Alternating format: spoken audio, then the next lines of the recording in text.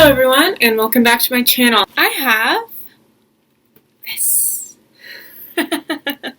Yes, look at her. You can get your very own version of this on Redbubble. The link's down below. I did a whole launch video of that, the last video I posted. So if you missed it, go find it. I have to figure out where on earth I'm going to put this,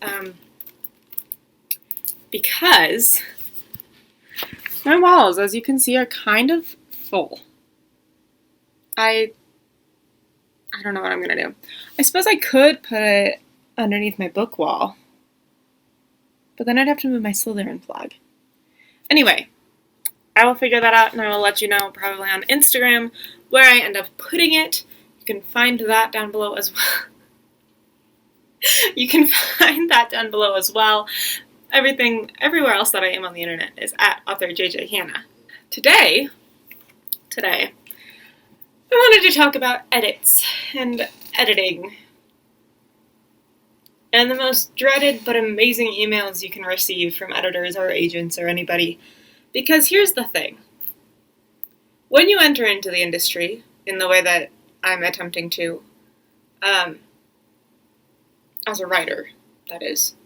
I'm in the industry in other ways, but when you enter in as a writer, you have to accept the fact that you are not perfect, that your story isn't perfect, and that the words that you have written are not always the best ones that you could use to express the feelings and emotions that you're trying to express. Personally, I know I have certain crutch words that I use all the time, and certain editing downfalls where I tend to use like 8 words when I could just use 2 and get the same point across. And really, this isn't a case of flavor. This is really just a case of I used too many words, because in the spur of the moment, when I was writing my rough draft and when I was reading every draft after, I couldn't see that blind spot.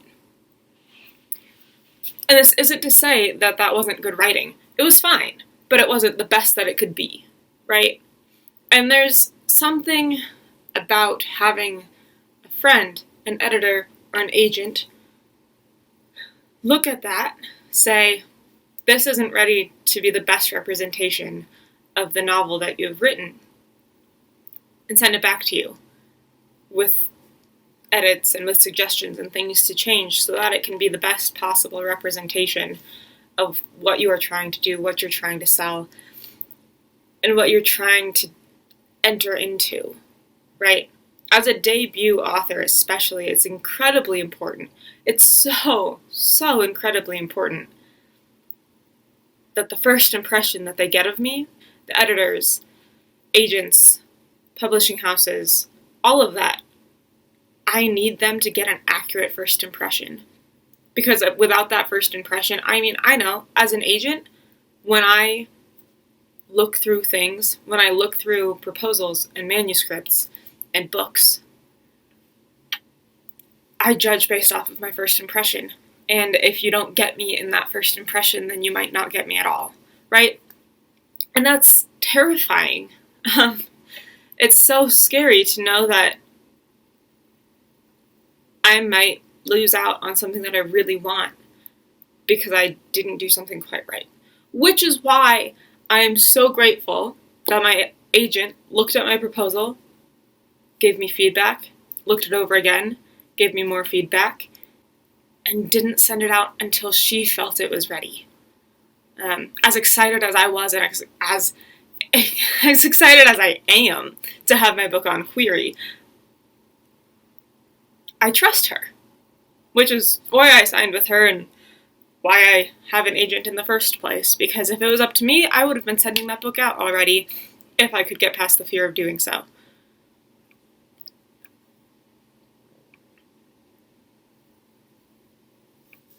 I'm so excited about seeing my name in print that I forget the dangers of going to print too quickly. And that's one of the reasons I'm just super grateful for my agent, is because she is that buffer zone. In so many ways, that is the job of an agent, is to be the buffer zone. And various different ways, whether that's in relationships between the author and the editor, or the author and the publishing house, or whether it's even relationships between the author and the rest of the world sometimes, as it is in this case. She is helping me make sure that what I'm putting out there is exactly what I'm trying to put out there, and not something that I think is good enough to just go out there on its own. Like, she was helping me take care of my book baby. And that means the world. Anyway, so I had to make more edits, as you do. And it's always so disheartening when you hear that you need to make more edits, and when you hear back from your agent or from your editor and they say, hey, fix this, fix this, fix this, fix this, and you scroll through the document and it's just red. Whether it's red ink or comments or whatever it is, when there's just red marking those pages, there's always a moment of, oh no. And then you let it go, breathe out, and you reread those edits. 90% of them you're going to want to take because they're grammatical things and you were grammatically incorrect. The other 10% are things that usually you can be like, okay, I don't like how you suggested to fix it, but I can see that there's a problem that needs to be fixed, so I'm going to suggest a counter fix to it. How's that sound? Right? So you still adjust based off of their recommendations and based off of their edits and based off of whatever they've said, but you don't always have to use exactly their words. And in the process, if you start seeing something that is a recurring thing, make a note of it. Keep track of it. Learn, right? Grow, learn. Don't make the same mistakes 18,000 times. And then, if there's something that you see that you did really well in this paragraph and they mark that you did it really well in that paragraph, say it's a summary, right, or a synopsis. What did you do really well in that synopsis that you can then do again really well in the next synopsis? Analyze it. Learn from it so that you can do it better the next time. So maybe next time you won't have to do this back and forth exchange. You probably still will, because every time you write another book proposal, there's always going to be the same types of edits needed. To an extent, right?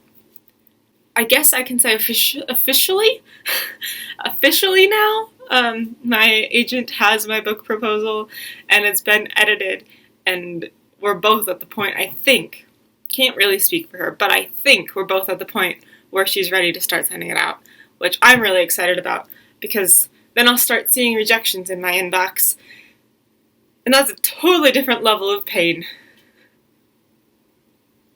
Why am I the way I am? Okay, on that note, go live your best life. Explore my merch shop, explore my Instagram page, my Tumblr page for some writing tips once a day, my blog, my short stories. Explore everything. It's all linked down below, so if you want to get more of this sort of thing, explore the rest of the channel. If you want to just be entertained, there's some stuff like that too. But until next time, I will see you then, and I can't wait to see where we go next. Until then.